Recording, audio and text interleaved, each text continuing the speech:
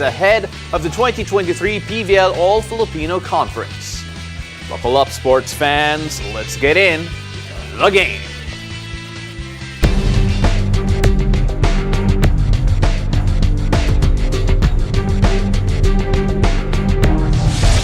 The Archipelago builders are aiming for a back-to-back title here in the Spikers turf. Now, how are the defending champs planning to keep the men's volleyball crown? Well, let's find out from Joseph Bello, Marco Maclang, Leo Gilas, and Coach Dong de la Cruz of NU. Welcome to the game, gentlemen. Maraming salamat.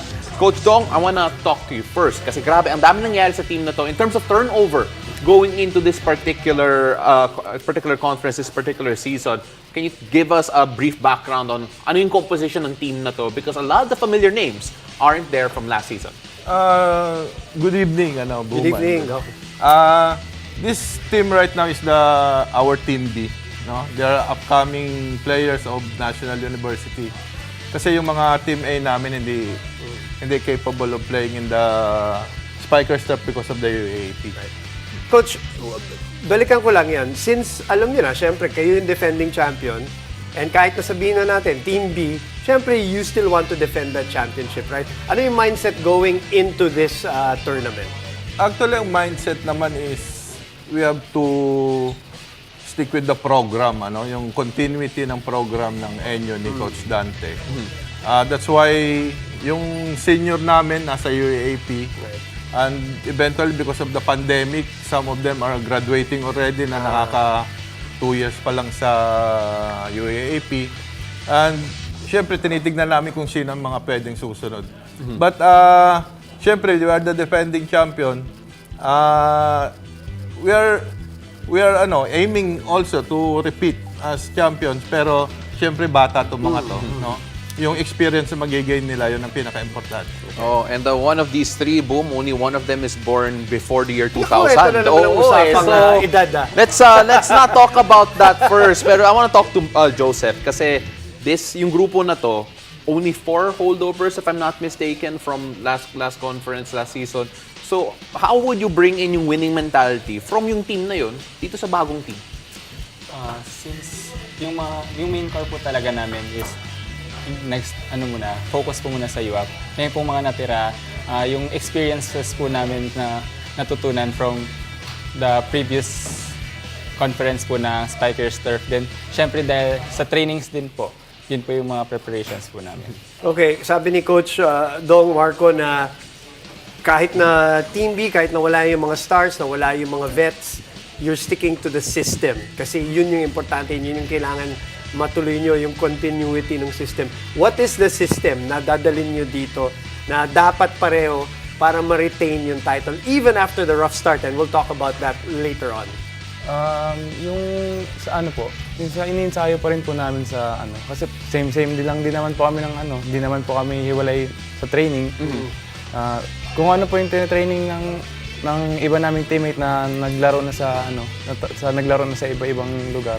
Ganon din po yung inaano namin. Ano yung focus nyo sa training? More on blocks, depensa. Then kasi given na po yung yung spike, yung atake, given na po sa kanila yun Kaya more on blocks and po talaga kami. Depensa. Leo, nagulat ka ba sa quality dito sa Spikers Turf? Kasi not only the fact na madami yung mga team, but then, you're playing against guys na mga aspirants para sa national team, mga ex-national team players. Nagulat ka ba sa quality going up against teams like the Navigators and yung Vanguards na, a few of them also aspire to make yung national team pool? Hindi naman po kasi sa mga ibang liga po nakakalaban ko naman po sila. Kaya parang wala na po yung kaba na mga national team pala itong kalaban. Parang ganun po. Wala na po yung ganun kasi kilala ko na rin po sila at saka alam ko na rin po kung ano yung laro nila. Galawan nila. Tsaka defending champ din naman. Of course. May dalang kumpiyansa din yan. Which brings me to that rough start that I said, Coach Dong. Okay, 0-2 yung start. Pero mahaba pa. We have 10 games in that single round robin elimination round. So, tell me, yung nangyari dito sa first 2 games, isang sweep at isang matinding 5-setter. Well, siguro maturity. Kasi mga bata, kung titignan nyo kasi yung mga games, usually most of yung talo naming set, end games eh.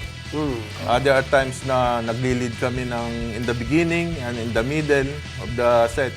Pero pagdating sa dulo, doon kami na yun, kitang-kita yung maturity talaga doon. Yung isang fourth set nyo nga, di ba? Malaki pa yung lamang nyo. And then dun sa fifth set, kinapos, parang gano'n na May nangyari. 32-30 kaming scores, mga gano'n. Right. Pero coach, how do you coach that? How do you coach yung maturity, especially for such a young group? It will, maturity sa experience nila yan eh. Dapat kaya namin sila sinali dyan, kaya sinali ni Coach Dante para malaban sila ng malaban eh. Yun ang doon nila magiging yung maturity tsaka experience. Of course, Coach Dong is... Kasi Sorry, go ahead. you cannot learn from experience. Talagang you cannot learn experience. Maano mo lang yan, magigain mo through Playing. through playing. Right. Through Kailangan isa lang. Of course, Coach Dong is talking about Coach Dante Alinsunurin of National University, concentrating on the men's team. Joseph, ano yung biggest learnings dun sa unang dalawang talo? Magkaiba, isang sweep, isang matinding 5-set. Yun nga po yung sabi nga po ni Coach Dong, yung maturity po medyo nagkulang po din. Communication po namin sa loob ng court parang hindi po masyadong maayos. Kulang pa po yung chemistry ng core namin ngayon. Itong team na to, this Tigers turf po. Marco, a lot of teams kapag natalo, they want to go back on the court the next day para lumaban ulit, para maayos yung record nila. Ano yung mindset nyo going into your next games knowing that, okay, 0-2 yung simula ninyo and there's still a long way to go before you actually, lose yung title or win it again? Yung mindset po namin, parang sa una talaga po parang ang hirap tanggapin na 0-2 agad. Kahit alam po namin yung papakita namin is same lang din po naman ng Team A. Ang ginagawa na lang po namin is yung double time namin is idodoble pa po namin para makuha namin yung gusto namin mangyari sa team namin ngayon. Okay, Leo, may mga learnings as a team, ikaw naman, individually, anong nagustuhan mo naman at anong naman gusto mong ma-improve after the first 2 games? Yung sa akin na nagagawa ko na po yung mga hindi ko pa nagagawa dati, parang mga kulang po sa akin. Na parang unti-unti ko na pong nakikita na parang nag-i-improve na ako doon. Lumalabas na po. Parang natakot siya kasi katabi niya si coach eh. So, sana tama daw yung sinagot niya. But guys, again, thank you very much for coming over. Good luck sa next games ninyo. Of course, still a very long way to go. Excited to see where you guys end up. Maraming salamat. And after the break, we'll find out how Mason Amos is adjusting to the Gilas Pilipinas men's squad after leading the youth team. Stay tuned. You're watching The Game.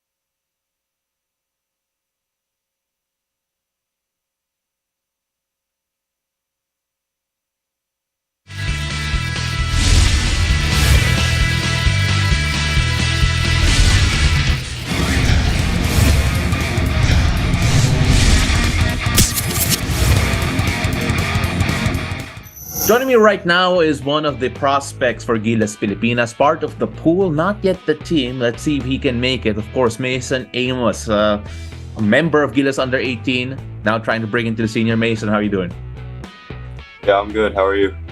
We're good. And again, appreciate the time that you've given us. Obviously, being called up to the national team, even the training pool, has to be a big honor. A lot of expectations, nervousness. How did you feel when you first got that call up? I was shocked because it was a blessing. Like I've always, because I only played under 18, of course. I've always wanted to play in the men's team, and I didn't think it would happen this early. So it was a real shock to me. Well, obviously a real shock, and I could only imagine how the first training was like. I know only half the pool was actually there, but how did you feel during that practice? According to my sources, you shot the ball pretty well, from what I understand. But how did that whole experience feel like? Well, it was a big confidence boost. Like being on the court with PBA players, it doesn't happen very often, especially when I'm only a rookie at the UAP right now. So being around those type of guys, it really boosted my confidence, and it really gave me the ability to work harder. And my shot was falling that day, so it was a good experience all up. Looking at your history, looking at your career, you went from the Philippines back to Brisbane, back to the Philippines. It feels like you're used to moving. I don't know how you can deal with it as an 18-year-old. Could you just give us a brief background on just what the moves were all about, coming to and from and back to the Philippines? Well, when I was in grade school, not grade school, high school, junior high at Ateneo, I was getting used to the education system at such a young age. Like I was only 14 at the time, so it was difficult to cope with the education system as well as the basketball program at the same time. Like I wasn't used to it. I had to adjust to the way of living here. It's different from Australia, so. But I'm more confident now, so I decided to come back because I want to play basketball here. It's always been my dream to play here. And yeah, that's really all that it was. There was more like I felt like I could develop at an early age more in Australia and then move back when I'm ready to. Since you already mentioned the under 18s, I hope you don't mind me dive deeper into that. Obviously, you had a great campaign individually, great numbers, top scorer of the entire team, according to FIBA's efficiency metrics, one of the best in the tournament. And when you take a look at your experience there, how would you rate it? And of course, what do you feel was your biggest learning from it? Well, being one of the leaders from that team, especially at an international level, it was different. The games played a lot different. The other teams, they're a lot taller than us. So it was a big push for me, actually. And I'm hoping that experience can get me over the line when it comes to the men's team as well. Because I've already got some experience, but obviously I can learn from the older guys too, because they've been there and done that. So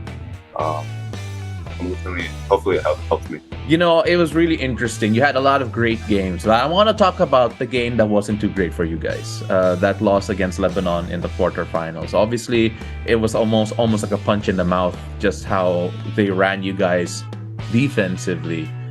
And there was a lot of movement involved. I was just wondering, take a look at that game, and I know athletes are very critical of themselves. You take a look at that game, where do you feel you've improved on the most since then, looking at that particular performance of you and the rest of the team? Well, complacency is one. Like, we were a bit complacent. We didn't think Lebanon would shoot like that. Because games prior on the scouting report, they weren't hitting three. And so we came into the game thinking that they like to attack the rim. So really, in my opinion, is getting rid of complacency, staying humble, and defensively, we got to lock in because, like for me personally, I've been working on my defense because that's the area I feel like I need to improve on the most. And yeah, that's really what it was. You know, I wanted to bring that up, but since you did, I want to talk about your defense because right now you are 6'7", 6'8", give or take, depending on what kind of shoes you wear, I'm assuming.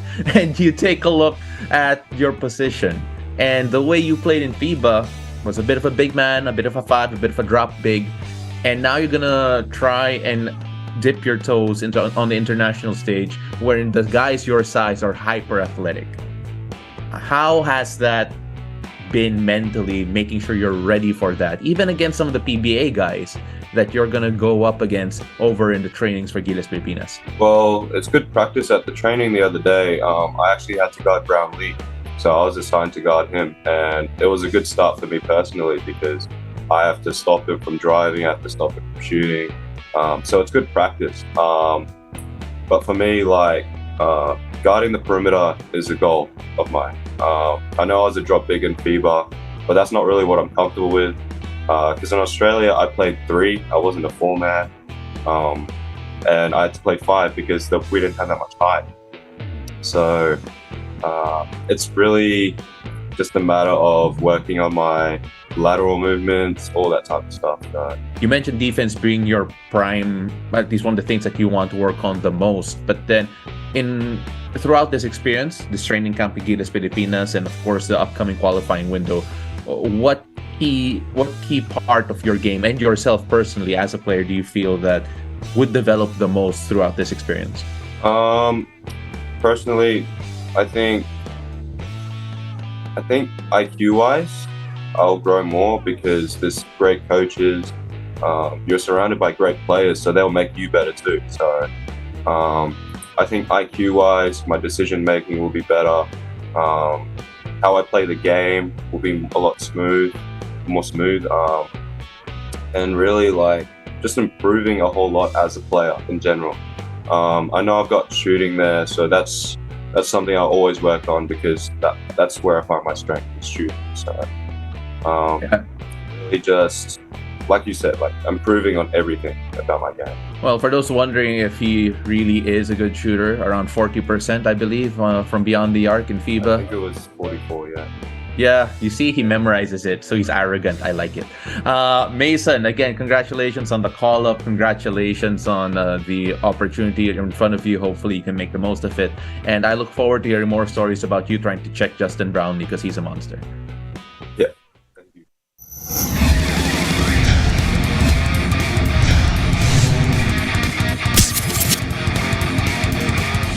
Gilas Pilipinas is back in action in the FIBA Basketball World Cup Qualifiers. Panoorin ng Gilas Pilipinas laban Lebanon on February 24 at laban Jordan sa February 27 sa Philippine Arena. You can buy your tickets via www.smtickets.com or any SM outlet nationwide.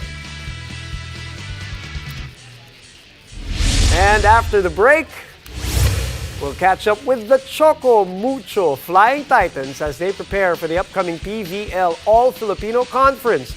Stay tuned. You're watching The Game.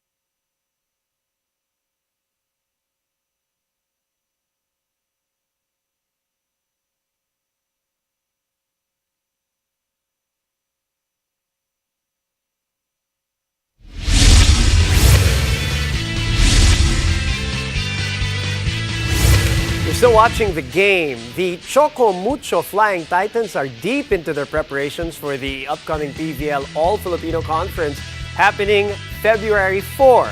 Now, let's catch up with Maddie Madayag and the rest of the Flying Titans here on PVL Logs. Let's watch this. Good afternoon, it's Maddie Madayag and today we are at the Choco Mucho Media Day.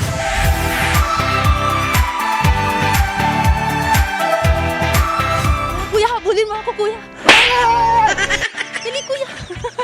So today, habang naghahanda po kami, may nag-aahit po sa training. Wait a minute. Ay, ano ba tawag niyan? Pangit mo rin. Oh, ito si Tang Tang. Tinatanggalan niya ng white hair yung PT namin si Ate Beth. So, it's your time to shine. Mami ko to. Diba? Gusto mo? Ito yung mami naming lahat. Ate Beth, tumingin ka sa camera kasi Hello. vlog ito. Tumigil ka na. So, ito po yung captain namin, si Bea. So, manggugulo kami today. So, magti-team shot. Magti-team shot daw kami ngayon. So, kasama yata ang coaches. Yung mga behind the scenes people tumatakbo. Hindi kayo makakatakas sa akin. Hindi totoo yan. Charot. Say hi to the team's vlog. Hello po. Welcome to our channel. May pauga pong siomay si Ate Jem. Tingnan mo sana everyday. Wow, ang sarap. Wow, happy birthday, ma. Happy birthday. Happy birthday. Ang sarap naman ng siomay pero wala pang kumakain. My love for you.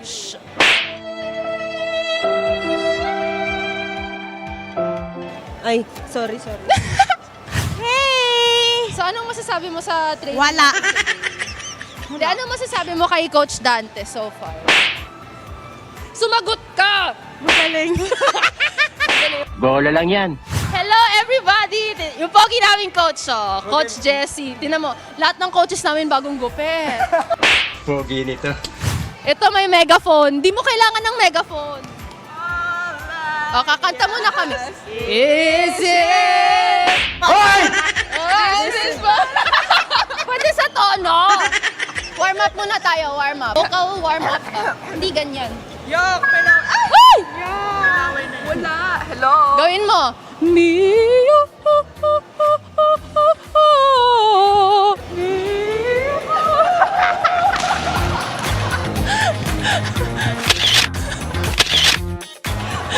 Hindi, sige, yung basic na lang.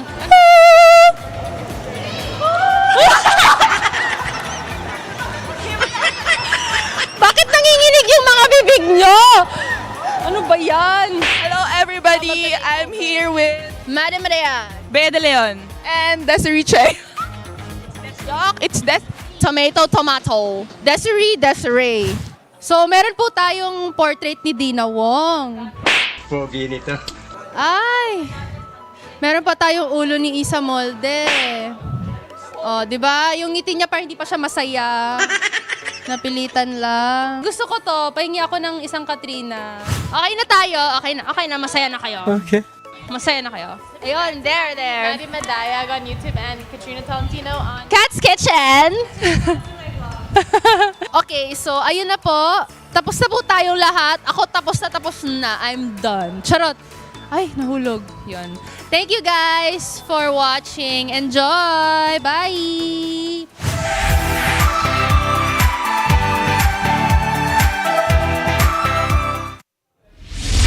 Thank you for joining us tonight. I'm Boom Gonzalez. Catch us weeknights here on One News, One Sports, and One Sports Plus. I'm Pablo Del Rosario. This has been The Game.